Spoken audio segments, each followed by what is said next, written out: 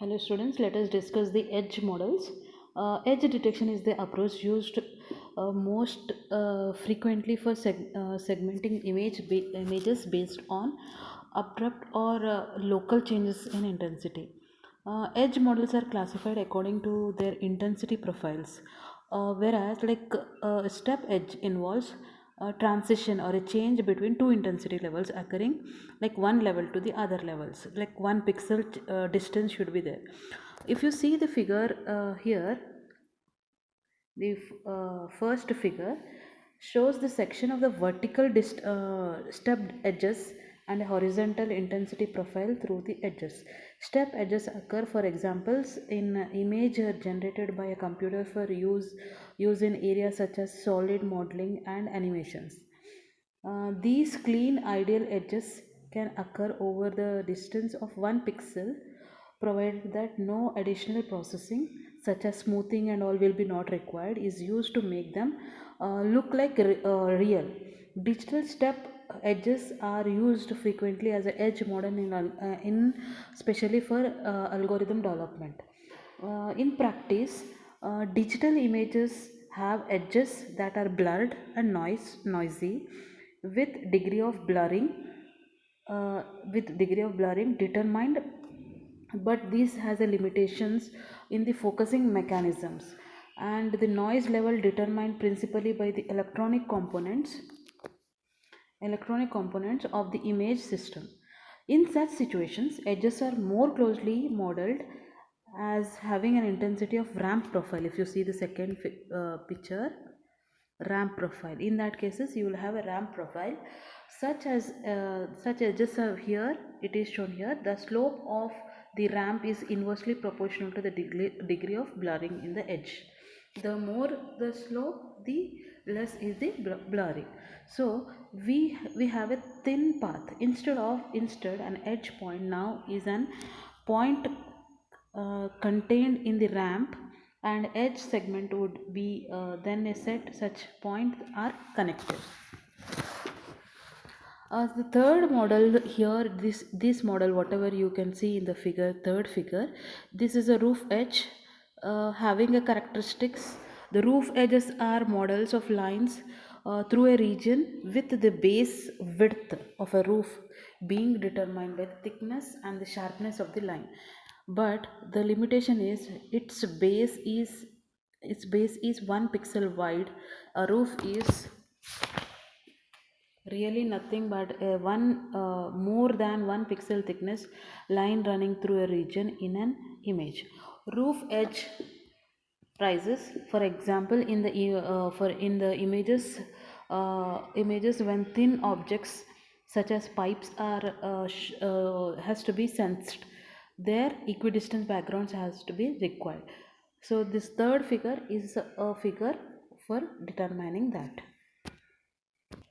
If you see, this is an example like where the three step, ramp and roof edges are there. Here this is an example of an image which is zoomed, and if you can see the step changes, like actual ramp changes, roof profile changes. The profiles are from dark to light in the areas indicated by short line segments, and in the circle the ramp and the step profiles are shown here. If you see this figure shows image from which the segment, second figure is the extracted, and the third figure shows the horizontal intensity profile. First one is the horizontal intensity profile, and the second one is the first derivative of this is a ramp change. For a ramp change, the first derivative will be a horizontal or a step change, and whereas the second derivative means derivative of the first derivative is the second derivative. Here it's nothing but impulses, a positive impulse and a negative impulse, and this line from positive impulse to negative impulse where it is crossing zero is called zero crossing. If you see the images in the first column, whatever the images are there, these are images and intensity profiles of the intensity profile of a ramp edge corrected by first one by 0 mean, second one by standard mean of 0.1, second by 1.0, and last one is by 10. You can see the noise 10, last variance means of 10 is corrupted morely. And the second column is the first derivative. So ramp derivative is a step signal, a step change. You can see the first one with 0 mean, 0.1 mean, 1 mean, and the 10 mean. And the second one and the third column represents the second derivative of image and intensity profile. You can see the profiles. Now let us discuss about the thresholding. This is a technique for partitioning image directly into regions based on intensity values and the properties of these values. So here let us if you see the first figure where one intensity level is there, so here g of x comma y, let us take that as output 1. It is 1 if f of x comma y input values in this is greater than threshold value t, and here is equal to 0 otherwise. Here let us assume f of x comma y is the intensity image like light objects on a dark background in such a way that the object and the background pixels have intensity values grouped into two dominant modes. Here, so what we have taken is if g of x comma y is the output is 1 if f of x comma y is greater than the threshold value t, where t is a constant applicable over the entire image, is equal to 0 for otherwise like less than or equal to t. So if you see this is called global thresholding, means throughout the image you are applying only one threshold value. This is called global thresholding.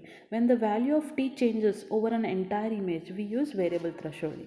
The term local or regional thresholding is used sometime to denote variable thresholding, in which the value of t at any point x comma y in an image depends on the properties of the neighborhood. For example, like you can take the second figure where t1 and t2 are there, two different thresholding values.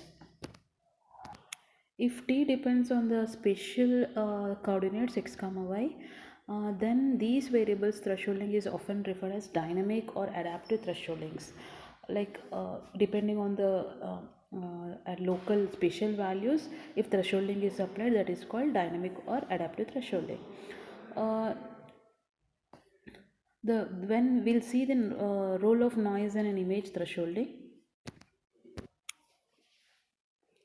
So here how noise affects the histogram of an image is considered here. This simplifies synthetic images is free of noise, so its histogram is consists of two spikes. If you can see here two spikes, first figure you can see two spikes are there. On the this image into two regions in a triangle involving threshold anywhere between the two models. The second figure shows the original image corrupted by Gaussian noise. Here Gaussian noise of 0 mean and the standard deviation of 10 in intensity. And the third figure, their suppression is here. If you can see the suppression is large. If you see the last figure shows the result of corrupting the image with Gaussian noise of 0 mean and the standard deviation of 50. So here more noise is there. Here standard deviation of 10 but mean of 0. Here mean is 0 but standard deviation is 50. You can see less suppression. So it is distributed over the entire image. Now let us see how does this global basic global thresholding works. First we have to select an estimate, like what like global value of the threshold value we have to estimate. Then segment the image, segment in the image in the sense above the threshold whatever is there, keep the pixels as it is, below the pixels you have to make it 0. This will produce two groups, that is nothing but group 1 which is above the threshold value and group 2 which are greater than threshold and less than threshold.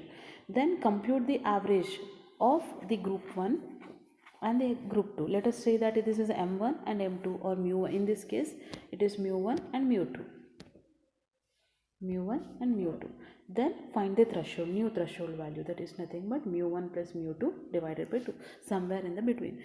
Repeat this step like from 2, 3, 4 steps for a different for a difference between the t in successive similar interaction, that the predefined parameter delta t, whatever the delta t or t naught this algorithm is the simplest one and works well in the situations where there is a reasonably clear values between the modes of the histogram related to an object and the background. Parameter delta t here, or t naught, is used to control the number of iterations in situations where speed is an important issue.